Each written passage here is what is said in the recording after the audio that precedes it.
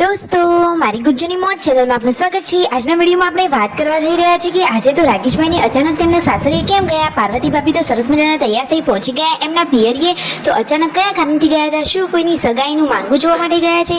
રાતે તો બચ્ચા પાર્ટી બધી જ જુઓ અહીંયા જે નવું છાપરું બનાવ્યું છે ત્યાં પહોંચી ગઈ, તો બધા ઉતરવાનું નામ જ નથી લેતા। શું બધા લોકોને ત્યાં બહુ જ ફાવી ગયું છે?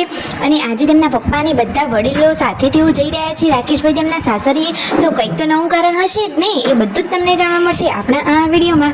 મારી ચેનલ પર નવા હોય તો ચેનલને ફટાફટ લાઈક શેર અને સબસ્ક્રાઇબ કરી દો। Full video in Thakor family blog channel દોસ્તો, ફૂલ વિડીયોની લિંક ડિસ્ક્રિપ્શનમાં મૂકેલી છે, ત્યાં જઈ તમે આખો વિડીયો વોચ કરી શકો છો। આવી ટૂંકી ટચુકડી લાઈવ લેટેસ્ટ ટ્રેન્ડિંગ માહિતી મેળવવા માટે કરી દો મારી ચેનલને ફટાફટ સબસ્ક્રાઇબ।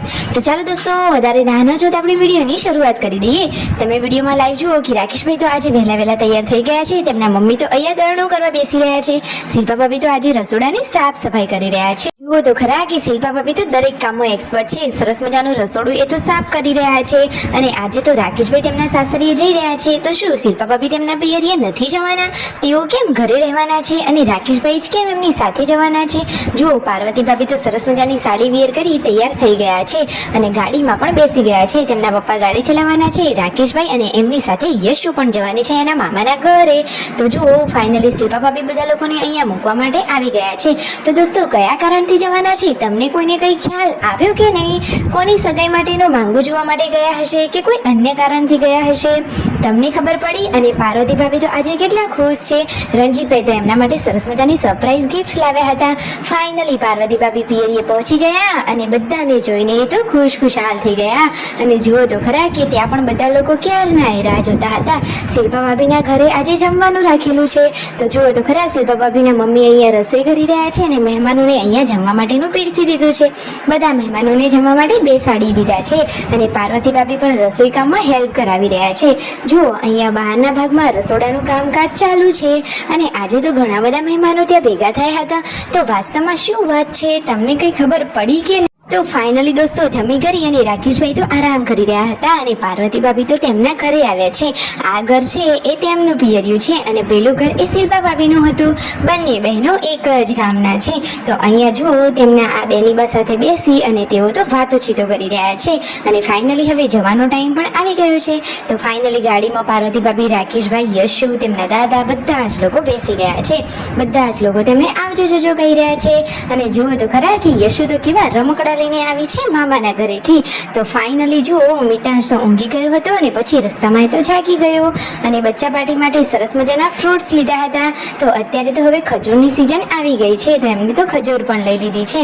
મિતાંશને તો માથામાં કેવી ચોટલી વાળી છે અને ઘરે આવ્યા તો બધા જ લોકો સાંજે નાસ્તો કરવા માટે બેઠા છે। જુઓ, બાજરીનો રોટલો છે અને મસ્ત મજાનું વાલનું શાક છે। તો જુઓ, બધા લોકો ભેગા મળી એક જ થાળીમાં જમે છે। બાકી આ દેરાણી જેઠાણીનો પ્રેમ તો સગી બહેનો કરતા પણ ચડિયાતો છે।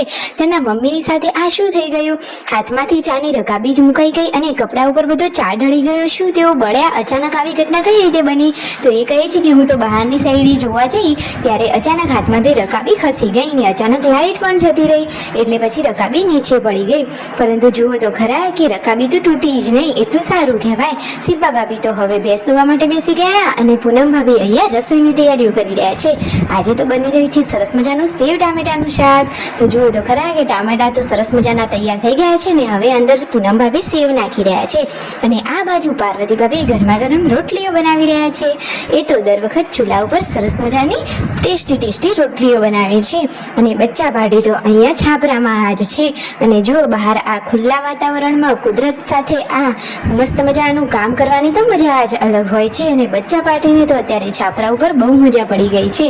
તો ગુડ્ડુ, વિયુ, જેન્સો, યશુ બધા જ લોકો અહીંયા છાપરા ઉપર ચડી ગયા છે।